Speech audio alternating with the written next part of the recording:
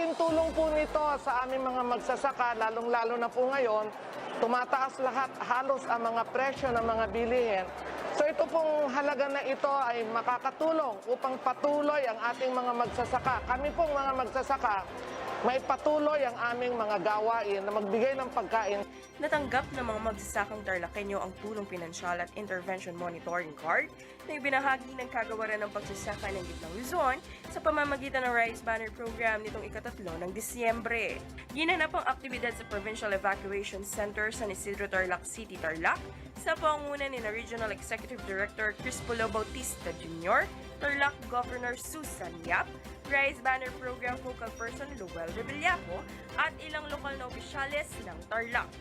Sa ilalim ng Rice Competitiveness Enhancement Fund o Rice Farmers Financial Assistance o RCEP-RFFA, ang bawat magsasaka ng palay ay makatatanggap ng 5,000 piso mula sa labis na koleksyon ng taripa o Rice Tarification Law.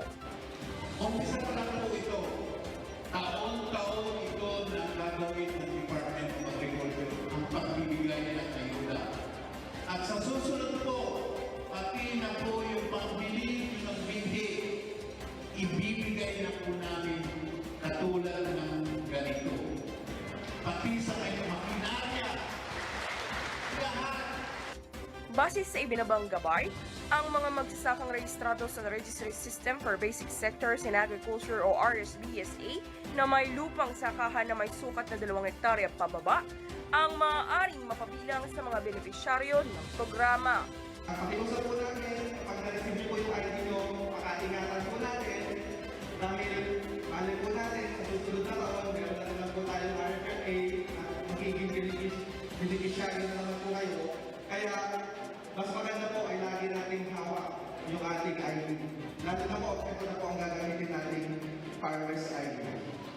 Sa naging pahayag ni Rice Banner Program Focal Person Luel Rebellaco, patuloy ang isasagawang distribusyon sa lalawigan hanggang matapos ang humigit kumulang na 46,183 na benepisyaryo ngayong taon. Rica Salas, Agribalita, Central Luzon.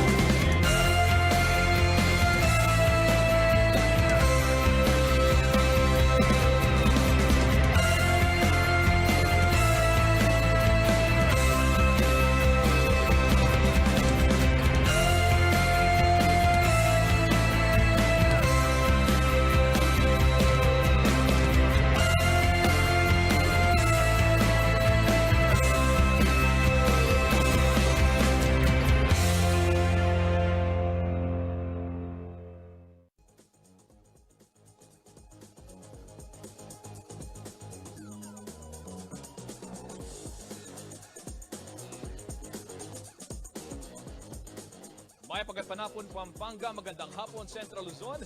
At oras na naman po para sa 60 minutong mainit na balitaan dito sa ating programa. Kayo po ay nakatutok dito sa CLTV Balitaan. Mga kabalen, mga karehyon, espesyal ho yung ating episode ngayon, yung araw natin ngayon. Dahil alam niyo naman ho, ngayon ay pinagdiriwang natin o ay ating gaganapin itong pinaka-aantay na Giant Lantern Festival dito ho sa syudad ng San Fernando, Pampanga. At alive po ang inyong lingkod, Justin Dizon, dito ho sa may Robinson Star Mills, Pampanga para tunghayan ito hong mga naggagandahang parol na inihanda po ng 7 participating barangays dito ho sa ating lungsod, syudad ng San Fernando, Pampanga. At upang bigyan ho tayo ng karagdagang detalye, kaugnay ho ng ginagawang paghahanda dito sa ating festival grounds. Ngayong araw makakasama natin live ang ating reporter na si Rainiel Pawid na kanina pa ho ay nag-iikot na kasama itong mga iba't ibang masisipag na kinatawan ho nitong ating city government ng San Fernando. Nandyan ho yung galing sa ating CDRRMO, galing ho sa Siposco at maging yung ating kapulisan. Kanina pa ho nandito upang matiyak nga naligtas at ika nga walang maging aberya itong takbo ng ating Giant Lantern Festival. Rainiel, kumusta yung ginagawang paghahanda ngayon? At ngayon nakikita natin sa paligid natin, nandito yung ating mga kaibigan mula sa Siposco, mula sa CDRRMO, sa SAFRU at ibang-iba pa, iba't iba. Talagang ika nga all is set na. Ano yung latest mula naman dun sa mga lantern makers? Kuyang Justin, tama ka nga dyan. Pero bago ang lahat, isang mainit na hapon sa iyo. Kahit mainit ay ito isang magandang indikasyon ng magandang panahon. Sana magtuloy-tuloy hanggang mamayang alas 6 ng gabi. So less than 3 hours ay magsisimula na nga itong Giant Lantern Festival 2021. Gaya nga na nasabi mo, Kuyang Justin, nakikita na natin dito yung mga security at medical personnel at sa nakuha nating detalye, 231 yung total number ng mga personnel na dineploy ng City of San Fernando, Pampanga. 170 personnel ang kabilang sa security group na binubuo ng PNP, POSCO, Robinsons, Blue Guard. 42 na personnel naman ang naka-assign sa Medical and Fire and Rescue Group na binubuo ng CHO, CDRMO at Bureau of Fire Protection. Samantala, 19 na personnel mula sa BFP, CDRMO, CHO naman ang naka-assign sa Emergency Preparedness and Response Group. Ngayon, Kuyang Justin, ang inaabangan na lang natin dito yung pagdating nga ng mga lantern maker at yung mga rotor operator. Pero sa nakuha nating detalye kanina, yung 7 barangay ay all set na nga at sila'y naghahanda na lamang ngayon. So yung kanilang paghahanda, Kuyang Justin, kasama rito yung iba nilang mga tinatawag na ritual na yung tipong bago gawin itong Giant Lantern Festival. Yung iba, sumasali muna nga dito sa tinatawag nila na pagdarasal bago ang GLF. So makikita natin mamaya na yung sentro nitong preparasyon o yung sentro nitong presentation nila ay para nga sa mga COVID-19 frontliner, COVID-19 patient at COVID-19 survivor. Kuyang Justin. Rainiel, para lang dun sa mga nagtatanong ko, gaya ng ating kaibigang si Sandra Canlas na nanonood ngayon live dito sa ating Facebook streaming, yung mga general audience ba o yung publiko, welcome ba silang pumunta ngayon dito? At kung hindi naman, kailan sila pwedeng manood ng live na makita? Para makita itong mga naggagandahan at naglalakihang Parol San Fernando at paano yung gagawin nilang proseso? Kuyang Justin, ang mga personal na pwedeng makatangkay nga o makatungkay dito sa Giant Lantern Festival ngayong araw ay yun lamang mga RT-PCR tested na mga panauhin. So, worry not naman doon sa ilan nating karehiyon na nais ngang manood dahil maaari silang bumisita dito sa www.giantlanterns.com para sa pre-registration dito sa nightly show na magsisimula bukas December 17 hanggang January 2. Ulitin natin, Kuyang Justin, ito ay kailangan lamang nilang bisitahin at mag-pre-register sa www.giantlanterns.com. Okay, maraming salamat, Rainiel Pawid, para sa iyong ulat. At maya-maya naman ho, mga kabalen, mga karehyon, makakapanayam natin si Jenna Lumbang Parungaw na siya namang nakipag-usap naman at tumutok doon sa production ho nitong Giant Lantern Festival na inyong mapapanood maya-maya lamang alas 5 ng hapon dito sa CLTV. Marami pang mainit na balita sa pagbabalik ng CLTV Balitaan.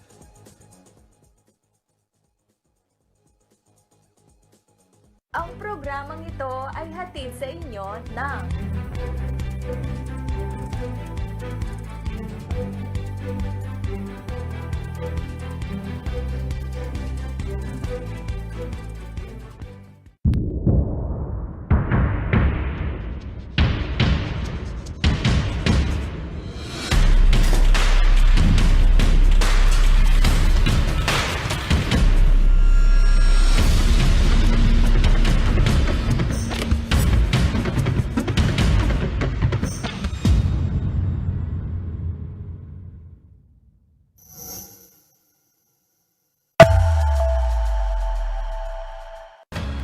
Ang wasto at regular na paghuhugas ng kamay ay ang pinakamabisang paraan para makaiwas sa COVID-19.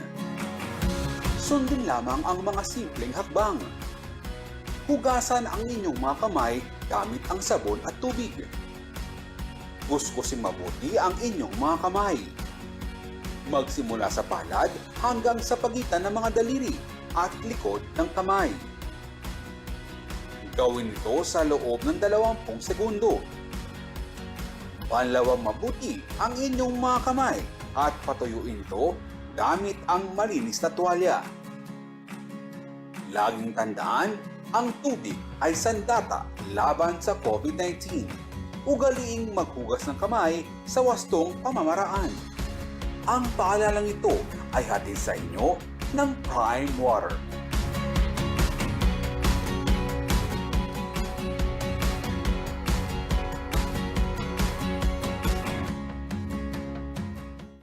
Bilang leader, dapat laging malinaw at nagsisimula ang lahat sa malinaw na paningin. Ang iBerry ay dietary supplement na may iBright flower extract at bilberry berry. Ito ang malinaw para sa akin.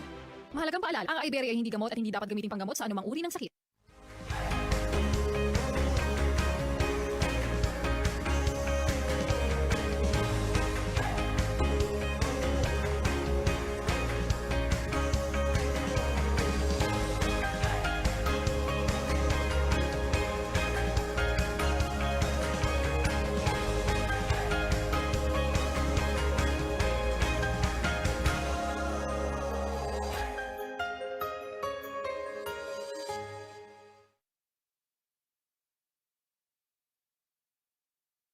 Ang ipinaglalaban ko ay healthy buhay para sa inyo. Dapat may liksi kayong bumangon sa anumang pagsubok. Mabilis makatayo dahil may matatag na hanap buhay. Ang korupsyon ay lalabanan, hindi kayo tutumba sa dagdag paghirap. Kasama kayo, iangat natin ang kalusugan at kabuhayan ng buong bayan.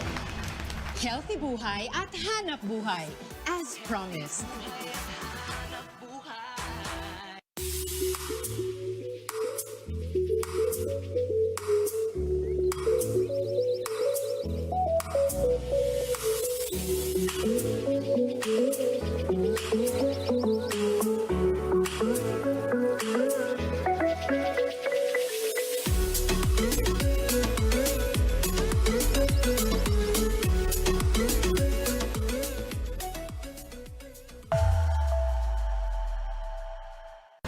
Ang wasto at regular na paghuhugas ng kamay ay ang pinakamabisang paraan para makaiwas sa COVID-19.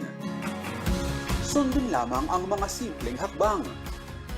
Hugasan ang inyong mga kamay gamit ang sabon at tubig. Kuskusin mabuti ang inyong mga kamay.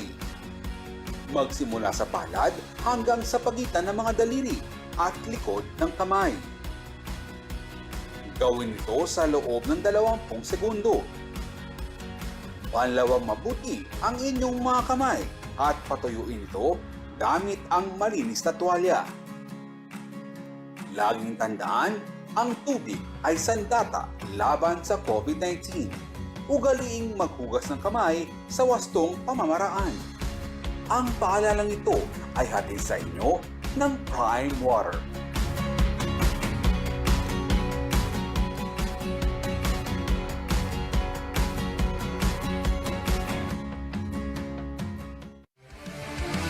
In the Philippines, one of the first non-life insurance companies that established its head office outside Metro Manila emerged.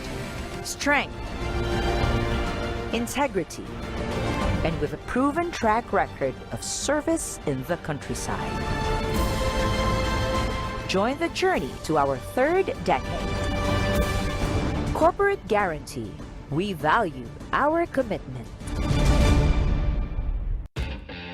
America's best-selling truck is here. More power, more tech, more truck. Ford F-150.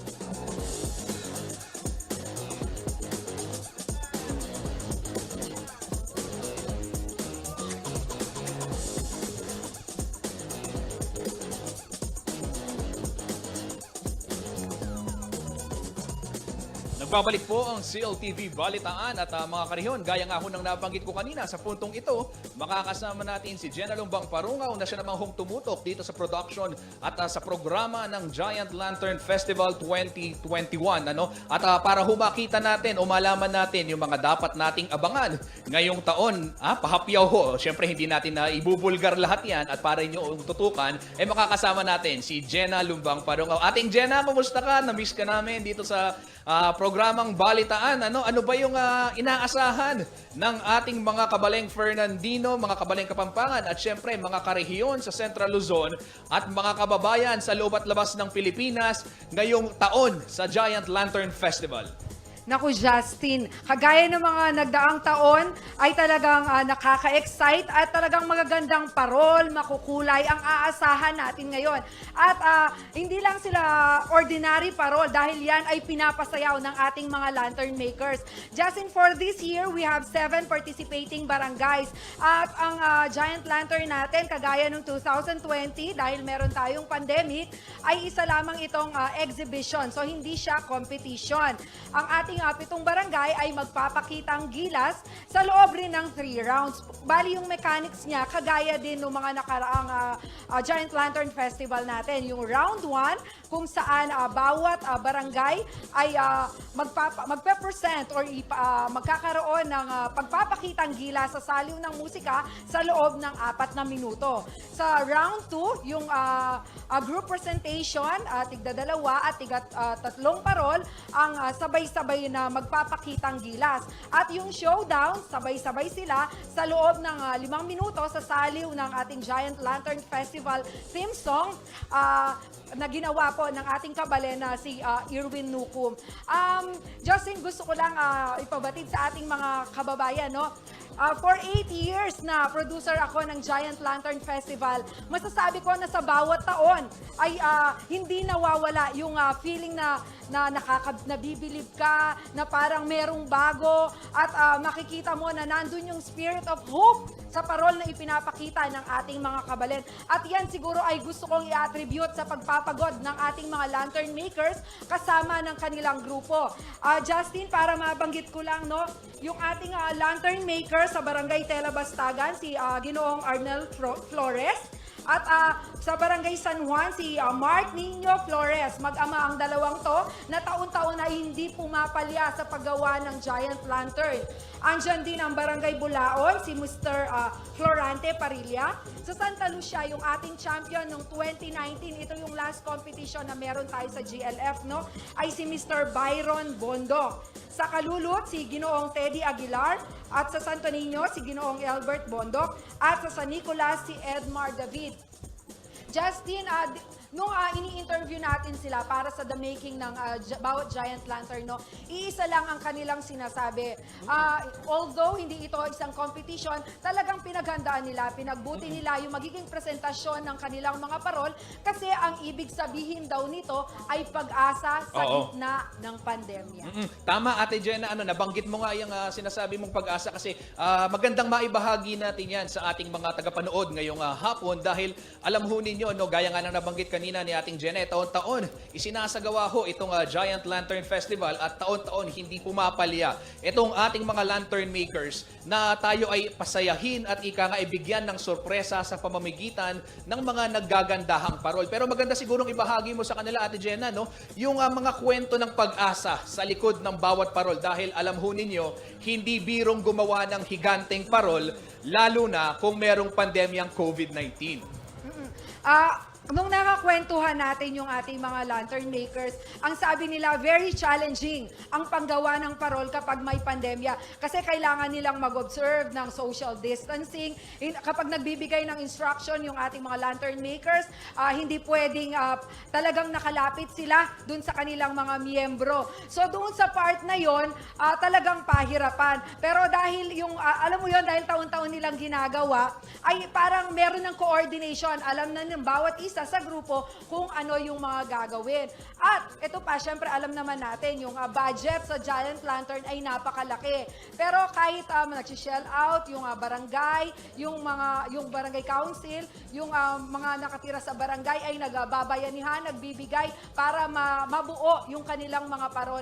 Yan ay nagpapakita na talaga yung mga Fernandino ay ayaw nilang maputol yung ating tradisyon. Ayan, napakagandang kwento ho niyan ng pag-asa at inspirasyon dahil alam naman ho natin na ang sinisimbolo nitong mga parol para sa ating mga Kapampangan ay hindi lamang yung pagsimbolo ng Kapaskuhan o yung kapanganakan ni Kristo, kundi pag-asa na rin bilang mga mga mamamayan ho ng ating mahal na lalawigang Pampanga. At dito ho sa ngayon, nakikita natin dumadami na yung mga staff ay mga personnel na magiging kabahagi po ng aktibidad. Maya-maya lamang mapapanood ho ninyo dito sa CLTV at maging sa ating Signal Channel 115, Free TV Channel 36 at sa ating 39 cable partners dito sa Central Luzon, ang full coverage po ng Giant Lantern Festival 2021. Ate Jenna, siguro panghuli na lang, ayayain na lang din natin ulit yung ating mga kababayan na tutukan saan man, no, sa mundo, sa television man o sa kanilang mga digital gadgets, itong ating coverage ng Giant Lantern Festival upang masaksihan naman nila yung galing at pinaghirapan at yung masayang Pasko nating mga Fernandino, nating mga Kapampangan. Yes. Justin, bago ko makalimutan, no, although ito hindi na siya competition, merong TV Viewers Choice Award na ibibigay ang CLTV 36 sa ating mga participating barangays. So yung mga sumusuporta sa kanilang barangay, maaari nyo pong iboto kung sino ang gusto nyong manalo ng TV Viewers Choice Award. I-text lamang po ang paboritong Barangay Lantern Group. For Barangay Telebastagan, letter A, letter B sa San Juan, letter C sa Bulaon, letter D sa Santa Lucia, letter E, Kalulut, letter F, Santo Niño, at letter G sa Nicolas. I-text lang po ang GLF, space, letra ng barangay na sinusuportahan, pangalan, edad at address, and then send it to 0998 587-8224. 5 lucky texters na panalo ang mapipili po, no, at saka yung Viewers Choice Award na barangay. Mag-start po today, December 17 hanggang December 29 ang inyong pagboto. 1 vote per SIM at ang deadline ng ating entries ay sa December 29. Ayan, Justin. Linawin natin, Ate Jenna, December 17, bukas, yung simulan yung ating Text Choice Awards, tama ba? Justin, pwede na ngayon. Pwede na ngayon, Oo. okay. Dahil mapapanood pa natin sa CLTV yung ating exhibition sa December 17 hanggang 29. So magtutuloy-tuloy. Magtutuloy-tuloy. Ngayon Yan. pa lang, pwede na po. Ayan, maganda yan mga karyon, mga kabalen. Yun hong mga kababayan natin na madalas yung ikangay asaran kung sinong pinakamagandang parol o sinong merong pinakamagandang gawa na higanteng parol, ay eto na ho yung inyong pagkakataon na ipakita ang inyong suporta para sa inyong barangay o di kaya naman dun sa inyong napupusuang parol dito sa Giant Lantern Festival. Yung hong mga mechanics ng ating Texters Choice Awards o TV Viewers Awards, makikita ho naman ninyo yan sa Facebook page ng CLTV at CLTV 36 Official. Mga kabalen, mga karyon, kami ho ni Ate Jenny magpapaalam na dahil maya-maya lamang ay inyo na hong masasaksihan itong Giant Lantern Festival at sisimulan ho natin yan. Ganap na alas 5 ng hapon sa isang banal na misa na pangungunahan ho walang iba kundi ni Archbishop Florentino Lavarias dito ho sa may Robinson Star Mills, Pampanga. Pero inuhulit ho namin, hindi ho ito bukas ngayon sa publiko, tanging sa telebisyon at sa Facebook lamang ho kayo pwedeng makanood. Pero bukas, simula December 17 at sa mga darating na araw, pwede na ho kayong tumungo dito provided that makapag-register ho kayo doon sa www.giantlanterns.com. Okay mga kariyal, kami ho yung magpapaalam na. Muli ako ang inyong lingkod, Justin Dizon. Ito ang CLTV Balitaan. Magkita-kita ho tayo mamayang alas 5 para sa live coverage ng Giant Lantern Festival 2021.